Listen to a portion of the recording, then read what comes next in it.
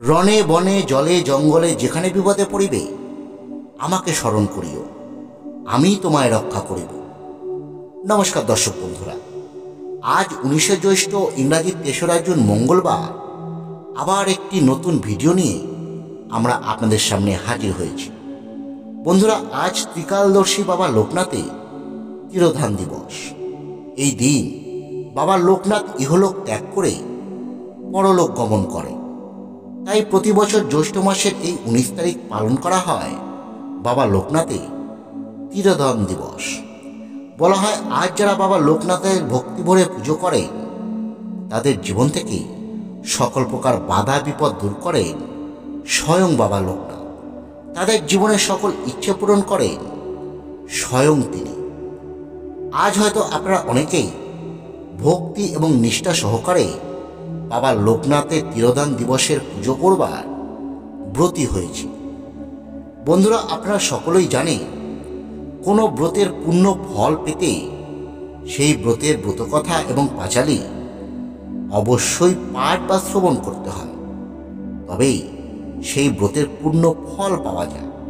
তাই আজ আপনারা ব্রতের ফলাফল পুরোপুরি পেতে ব্রত পালনের পাশাপাশি আজ এই লোকনাথ বাবার ব্রতকথা এবং পাঁচালীটি অবশ্যই শ্রবণ করবেন।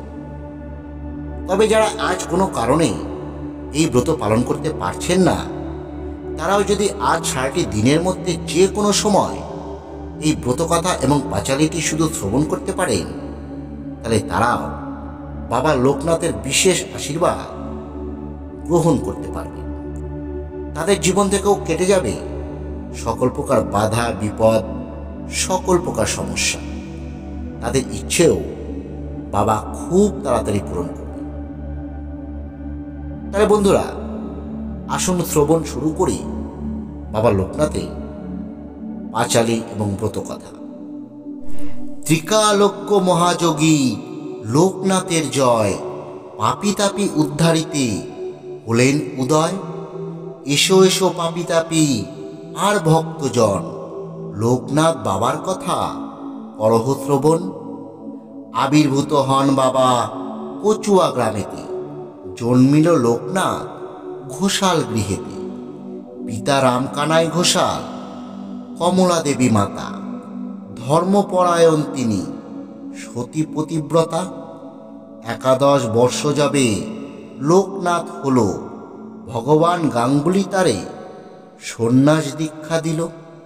গৃহত্যাগ করিয়ার ত্যাজি পরিজন, গ্রাম্য পথ ধরি তারা করেন গমন। নদ নদী বন কত পার হয়ে চলেন, অবশেষে গুরু সঙ্গে কালীঘাটে এলেন।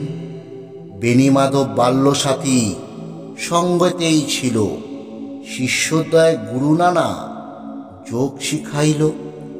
তারপর আসে তারা হিমাদ্রি শিখরে, দীর্ঘদিন সাধনায় সিদ্ধি লাভ করে। তারপর গুরু সঙ্গে শিষ্য 2 জনে পৃথিবীর নানা দেশ করেন ভ্রমণে। বিভিন্ন ধর্মের তত্ত্ব জানিবারে তরে, উপস্থিত হন মক্কা মদিনা সেই নগরে। আবুলে আসিয়া মোল্লা সাদির ভবনে, কোরআন শরীফ পাঠ করেন যতনে। বিশ্ব পরিক্রমা শেষে বেণীমাধব সঙ্গেতে, উপস্থিত হন চন্দ্রনাথ আর পাহাড়েতে। আকস্মাৎ লোকনাথ দেখে আচমকিতে, দাবানল উঠে জ্বলি বনের মাঝিতে। সে সময় লোকনাথ জানিয়া অন্তরে, অগ্নি থেকে রক্ষা করে বিজয় গোস্বামীরে। বেণীমাধব চলে যান কামাখ্যা ধামেতে, বাবা নেমে আসিলেন বারদি গ্রামেতে। বাবাকে প্রথমে কেউ চিনিতে না পেরে, পাগল বলিয়া সব উপহাস করে। একদিন 2 ব্রাহ্মণের পৈতা জড়াইল, গায়ত্রী করিয়া বাবা তাহা খুলে দিল। চারিদিকে এই কথা প্রচার হইল, দলে দলে ভক্তবৃন্দ আসিতে লাগিল। অতঃপর আশ্রম হইল 12 দিতে, বহু ভক্ত শিষ্য সেথা লাগিল আসিতে।